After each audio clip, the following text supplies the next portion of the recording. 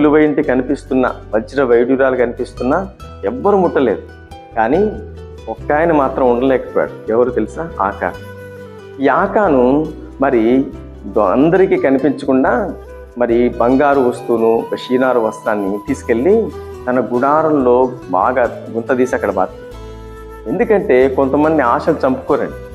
బంగారు చూస్తే విపరీతమైన ప్రేమ, బంగారు చూస్తే, వెండి చూస్తే, వస్త్రాలు చూస్తే ఇక వారికి భక్తి ఉండదు. మరి దేవుడు అవసరం లేదు, దేవుని మాటలు అవసరం లేదు. ఎలా ఉంటానంటే మాకు ఇవేమొద్దు, ఇవే మాకు ప్రాణాధారం అన్నట్టుగా ఉంటుంది.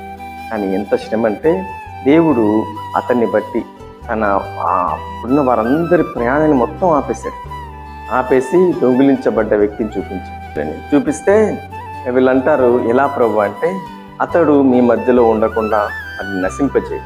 చూడండి, దేవుడి మాట కాకుండా వేరే మాట తీసుకుంటే, వేరే మాటలు నీ హృదయంలో ఉంటే నువ్వు లయమైపోతావు, నువ్వు సమస్యలో పడిపోతావు, నువ్వు చిక్కుల్లో పడిపోతావు.